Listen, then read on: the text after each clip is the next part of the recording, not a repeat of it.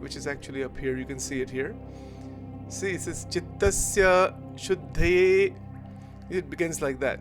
So what it's saying here is that actions may help to purify the mind, but they do not by themselves contribute to the attainment of reality. And it's very interesting. Generally, we think that if I perform so many good deeds, I perform so many good acts, I live a good ethical moral life, I have the highest morality, I'm just doing good things all the time, that will take me to God. And that is not true. That is a very shocking thing for many people probably. And Shankaracharya is saying just that. He's saying that yes, you can do a lot of good things. You can serve and do seva and help the humanity and all kinds of things.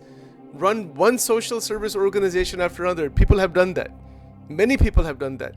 That doesn't mean that they have discovered the reality or have realized the Brahman. Why is that? See, this point is also made in Vachanamrut. Maharaj also said dharma, artha and kam. Meaning what? There's the four purushar, dharma, artha, kam and moksha. By living a good, ethical, moral, regulated life, very balanced life, you can get dharma, artha, kam. Dharma meaning you have good ways of living life, you have good attainment of your desires in the material world, that's all. Not moksha. Moksha is a whole different matter. Moksha is where, but now let's see what Shankaracharya is saying. He says, first of all, that actions help to purify the mind. We can do good actions. It's a purification. Even he considers bhakti as a purification process. And in my perspective, that is very true. That is not wrong. There's nothing wrong with that. That is called sadhan bhakti. Other acharyas have used jnana as a purification process. They have reversed it. So both are correct. It's not that one is wrong and one is right. It depends on your propensity, your inclination towards spiritual progress. So it depends on that. So what he's saying here, see, chittasya shuddhe karma natu vastu upalabhyate. It means that the purification of the mind is necessary. That is contributing to the attainment of the reality. Vastu siddhihi. Vastu siddhi, vastu meaning that reality, that is the Brahman. The attainment of the reality is brought about only by self-inquiry and not in the least by even 10 million acts. That means you've got to sit down and ask yourself, who am I? And take the dive within, to inquire internally. Until that point, all action is generally done as a karmic effect. The exception to that is nishkam karma, but nishkam karma is a state of acting without reacting. The activity performed for purification is very good. Purification means getting rid of the impurities within the mind, the distortions, the disturbances through the various yogas. Karma yoga, Jnana yoga, Sankhya yoga, the different yogas will allow the mind to become purified. It will enhance purity. Purity in the sense it enhances sattva gun. Whenever we see the word purity or purification in the Indian scriptures, it is referring to the enhancement of sattvic quality, which is beautiful. It's a very nice life. It's an excellent life. But that's not the end point. Some people, even many sages, are in such sattvic mode. They're so sattvic, so humble. They have such a bright light on their face. They're so pure from within that you feel that they have realized the truth and they have not. You feel that they have realized the Brahman and they have not. They are as far away from the Brahman as the individual who is totally lost in Maya. But it appears as they're really close to the Brahman, and they're not close to it at all. They're not close to it at all because the Sattva Gun, even at the highest quality, is an extremely refined form of Maya, but it's still a block. It's like if you have a very thin piece of paper, tiniest thin piece of paper that is covering $1 billion diamond. Still, if you touch that piece of paper, you're not touching the diamond directly, even if it's the thinnest piece of paper.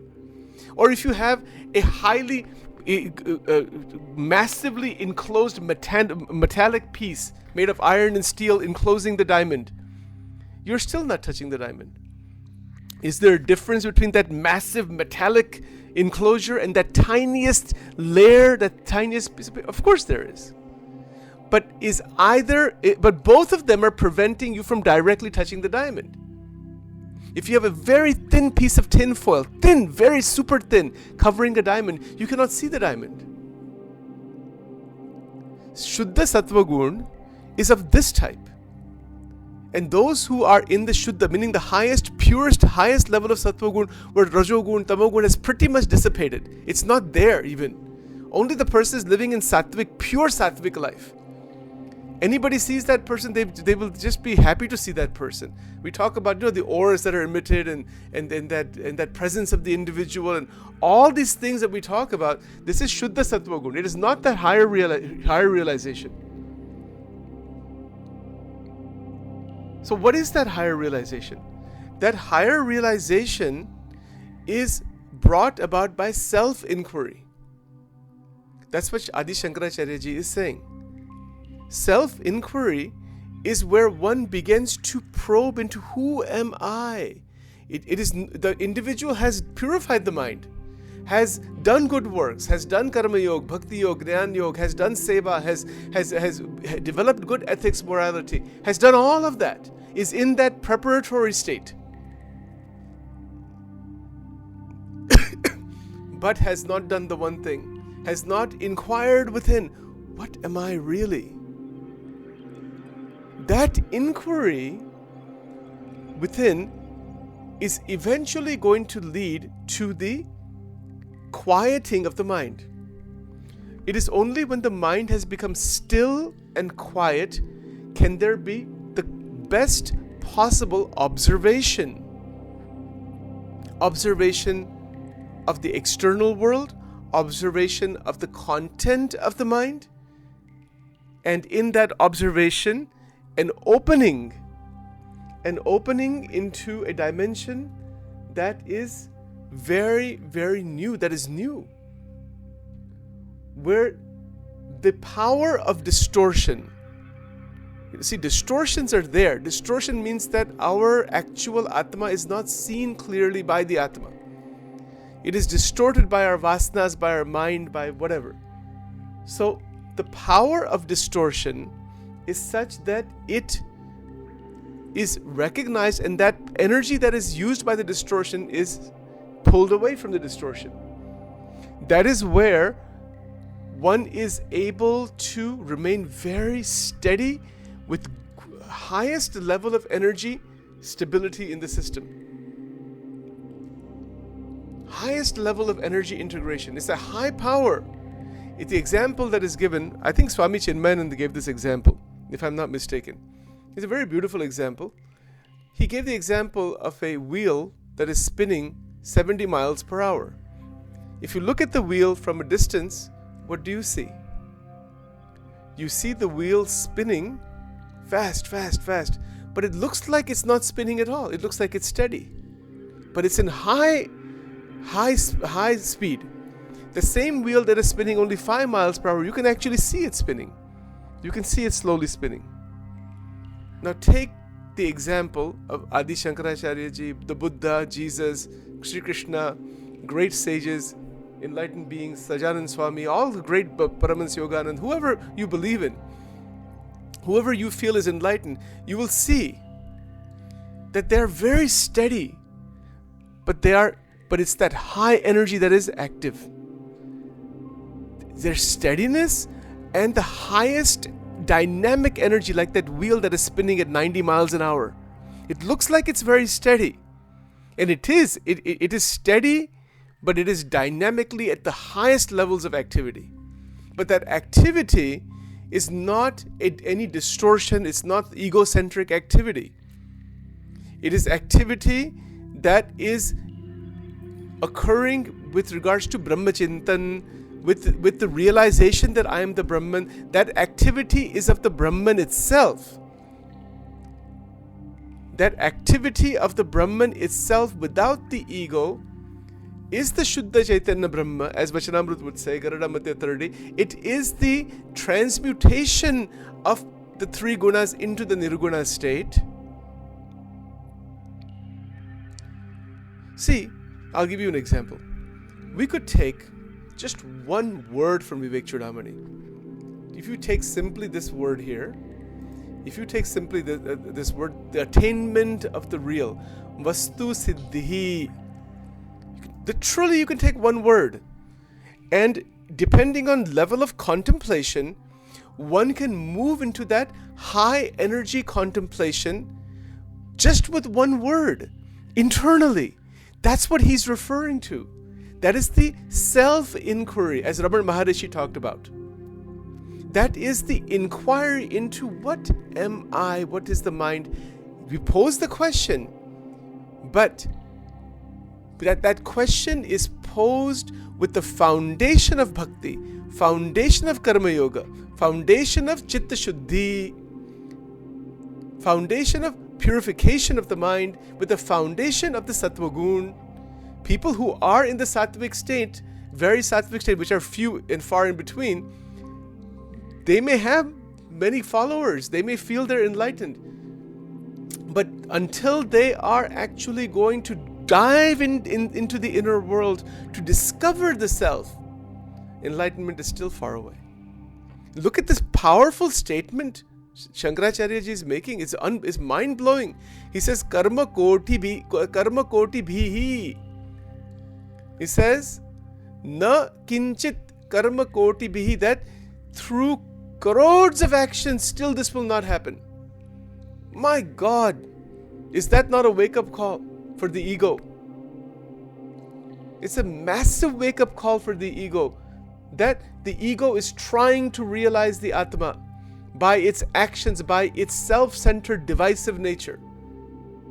Divisive even in the sense that I want to help somebody else, that feeling that comes, I am something different from that other person. As soon as that difference comes, that is where one is trapped into Sattva Gun. Sattva Gun is chains of gold, chains of platinum.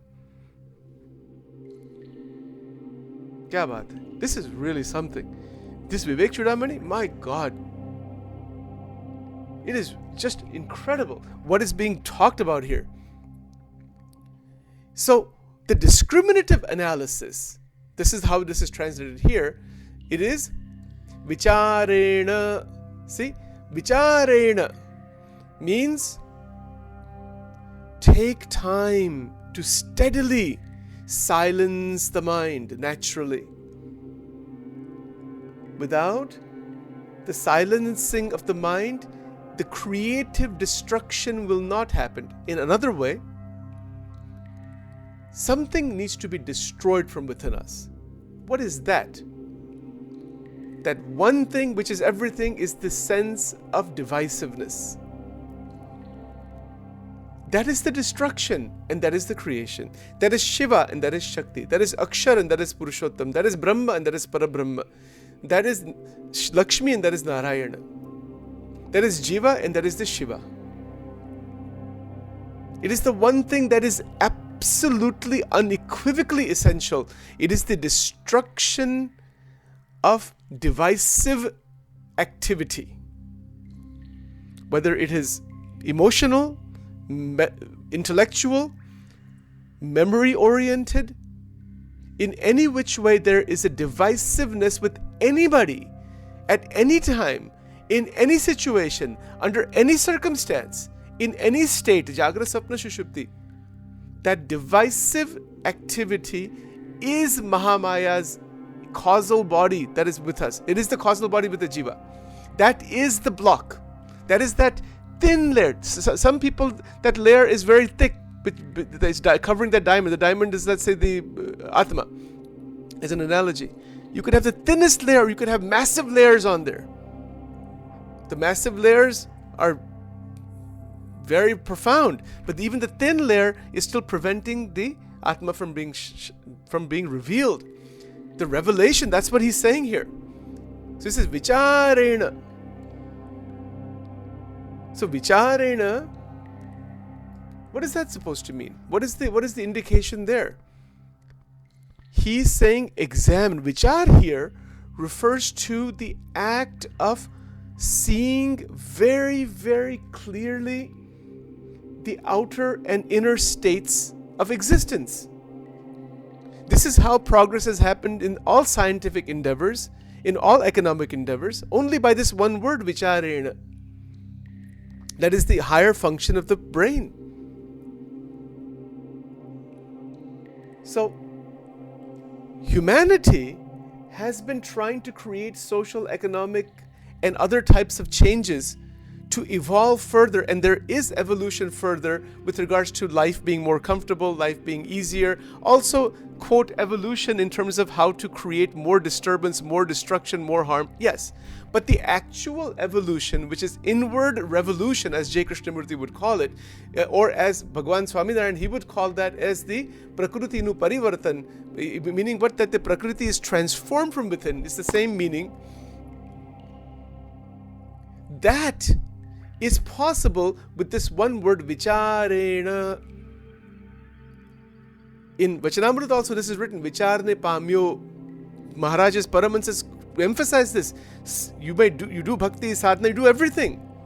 But you've got to sit with yourself with all of that background and allow your thoughts to meditate on the reality of Paramatma, meditate on God, meditate on what is real, what is unreal. This is the meditation talked about here in this verse. That which is unreal, we can substitute the word unreal for that which is changing. Because that which is changing still has a reality, but it doesn't have an absolute reality. And that's the whole point. If you take, just for example, a leaf, a tender leaf. If you examine the leaf, we can examine the leaf from so many points of view. From a botanical point of view, from even a poetic point of view, from a literary point of view. Thousands of points of views are there. Biological, genetic point of view. We can also look at the leaf in terms of its beauty, its tenderness, and its inherent existence, that it exists in our experience.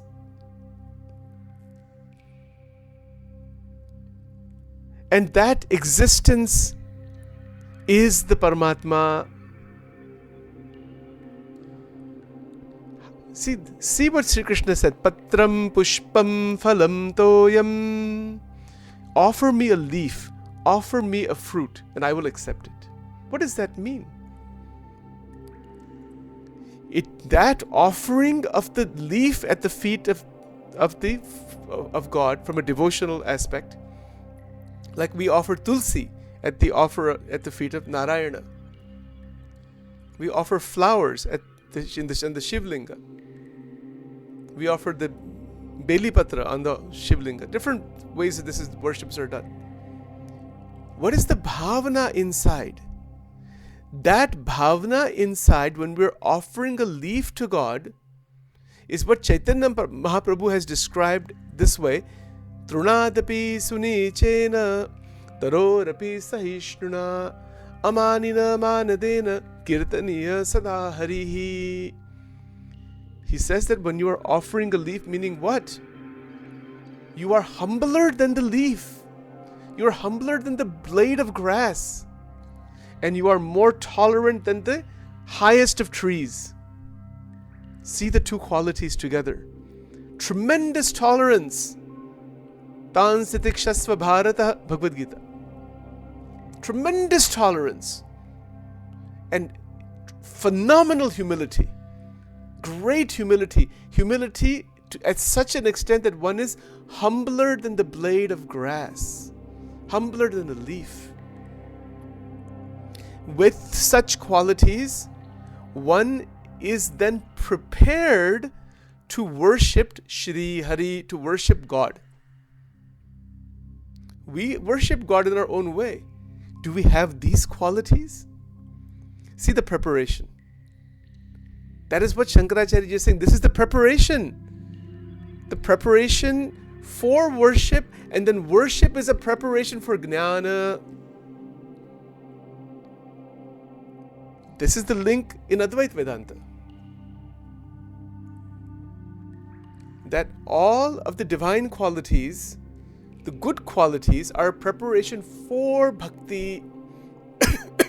And when bhakti culminates, bhakti becomes a preparation, sadhana bhakti I'm referring to, becomes a preparation for this jnana where one is now prepared mentally, intellectually, energetically, internally in so many ways because of this Shuddha Sattva Gun and great energies and great qualities bubbling. One is prepared for self-inquiry.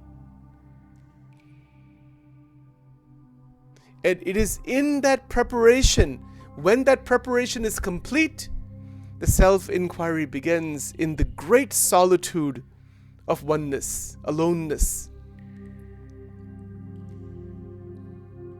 My goodness, how tremendous it is. See, every experience we have is from the old. As J. Krishnamurti would say, the known. There's that book, Freedom from the Known. Everything that is known is programmed in our mind. Okay, it's there, leave it there. It needs to be there also.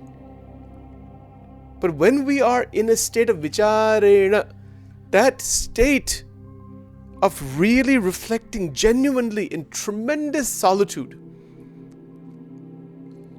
that is why the rishis went to the Himalayas. That is why people go to different ashramas and all that, because they're at that stage of development.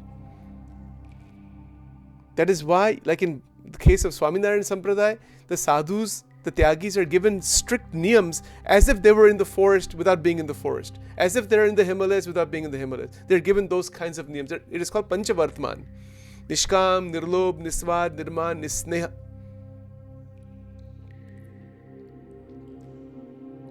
So the extraordinary solitude where the mind, meaning our internal space in relation to the external world and the contact with the people outside, has reached such a level of harmony and purification with so many powerful qualities like what Chaitanya Mahaprabhu described here. Tremendous tolerance and tremendous humility. With all such bubbling foundation, bubbling grace, the sadhaka is prepared for self-inquiry. We say, well, I want to find out who I am. Good luck. It's not going to happen just like that. You don't know, you have 1,000 coverings around your head. What in the world you're going to find other than chaos and confusion? But you cannot go into self-inquiry just like that. You can. It's good to try. We have tried that. And it does help. But there is a preparation. And without the proper preparation, that inquiry will not go very far. Now, of course, someone like J. Krishnamurti has bypassed all of those sadhanas.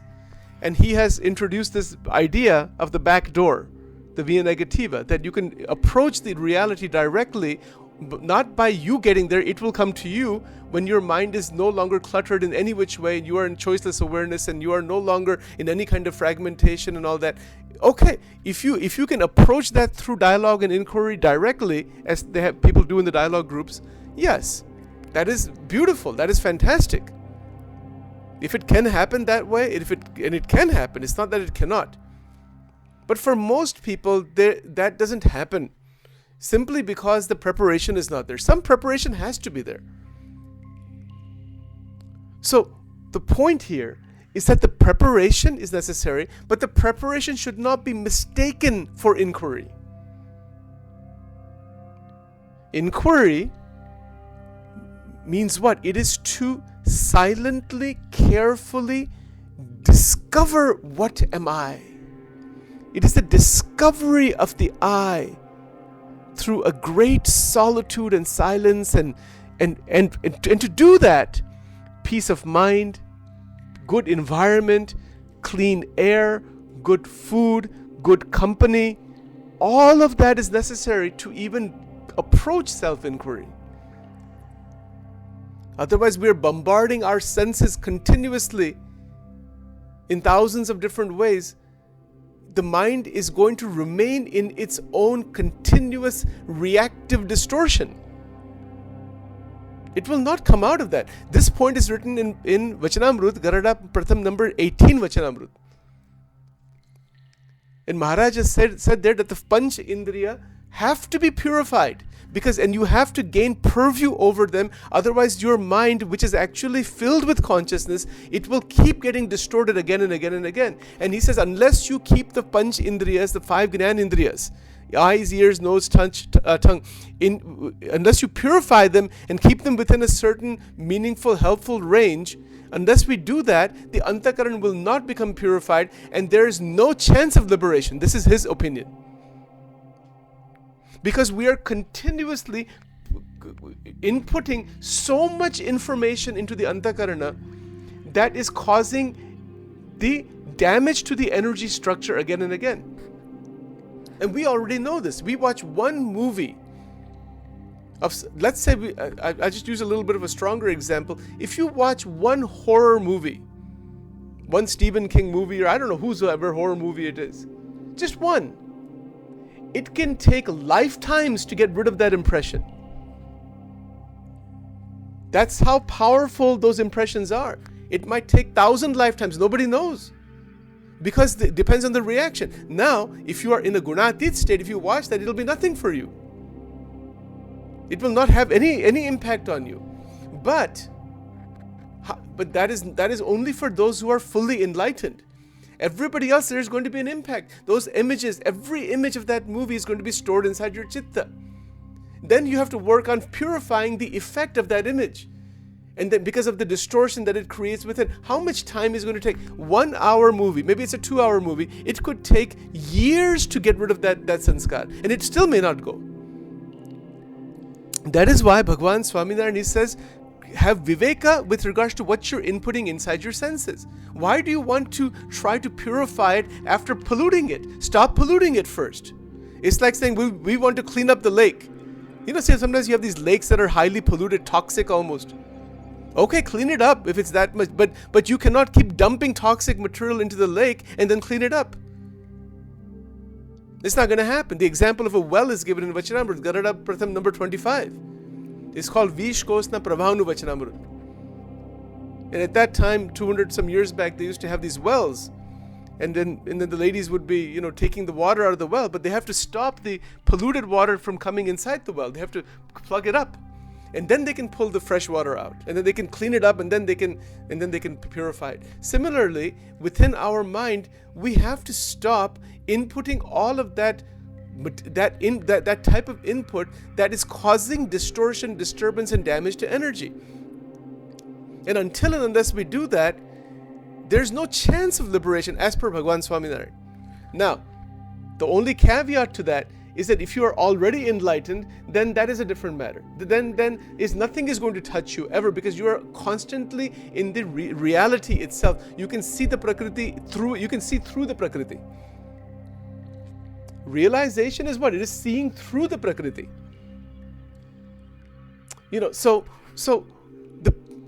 Why worry about purifying the mind? We have to do that once the impurities are there. Put more attention on not bringing more impurity in. Isn't that better? Like, it's true with our physical health problems, isn't it? If we have a particular problem, don't make the problem worse. If you have diabetes, or if you have high blood pressure, you have some other kind of difficulty in the body, don't make it worse by what you were doing before. Change the habits, change it, manage what's going on, resolve the difficulty, but don't add to the difficulty. This is the fact. This is why humanity is not liberated, because humanity is severely addicted to the pancha vishayas, shabda, sparsha, rupa, rasa, gandha.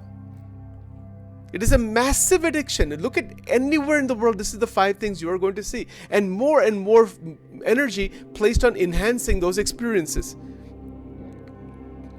Everywhere you go. You go to the supermarket, you want to buy bread. There are 100 varieties of bread. There's nothing, I'm not criticizing it. That is the way Prakriti evolves. Shaiva Tantra will say that is the nature of the Prakriti. We're not criticizing any of it. But if we are interested in rising above it, the Vivek Chudamani is for us. See, that is the bridge between the non-dual Shaiva Tantra, the Vachanamrut, and Vivek Chudamani. There's a beautiful bridge. those who are rising above, you will say, yes, you might see the 100 different varieties of bread. You appreciate its glory. That is Shaiva Tantra. You say, wow, how powerful how amazing God's power is there through the human intellect to create all this variety. Beautiful. So we appreciate that. We see its glory, the glory of such expansion of Prakriti, the such evolution of Prakriti. That is Shaiva Tantra. Then we also recognize where our internal vasanas are, our bondages are. That is Vachanamrut. And we also recognize if I run after one thing, one Vishaya after another, keep running after that, my vasanas are going to increase. That is Bhagavad Gita. Dhyayato Vishayan Punsaha Sangasteshu Pajayate Sangat Sanjayate Kama Kamat Krodho Bijayate Krodhat Bhavati Sammoha Sammohat Smriti Vibhrama Smriti Pranshat Buddhinasho Buddhinashat Pranashyati. This is the end result. Buddhinash, the destruction of the buddhi, the intelligence, by running after the Pancha Vishayas from Kam to Krodh, when desires are not fulfilled. He says, I have to have that Jewish rye bread, and if I don't have that, then I'm sad. I'm upset from inside. Why the store isn't carrying this? Why this is not going on? I have to have this thing. I have to have this car. I have to have this. I have to have. See, this is written in Bhagavad Gita. These two shloks.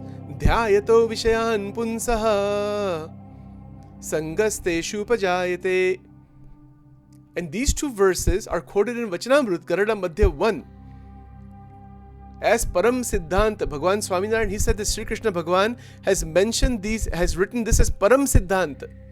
That means ultimate truth, nobody can escape that truth. Because when our desires erupt for the Vishayas, and when we get them, there are three possibilities. And I have a diagram on this also somewhere. I have to pull it up. We can get the desire fulfilled completely. And then what happens? That state is temporary. The fulfillment is temporary. It comes back again. The definition of Vasana, Garada number 11, Vachanamrut. It is absolutely remarkable what is going on within us.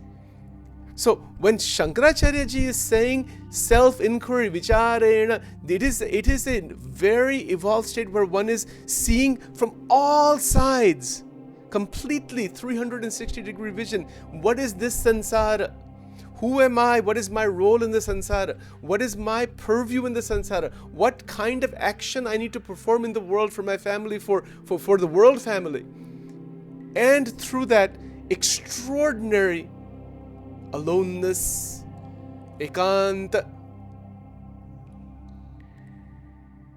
extraordinary oneness, extraordinary silence, extraordinary solitude, walking into the woods alone, the sense of like the great rishis who would go into the great forests and mountains and just be lost in nature. That is where the Aranyaka Upanishad came from, by the way. That would be the final teaching. This is a teaching of the forest. Teachings given within the forest about this ultimate reality. Folks, we are at 38 minutes. I have gone over time. I apologize for that. Let me stop this here and we will continue tomorrow. Okay. Just a moment here. Let's continue. Just a second.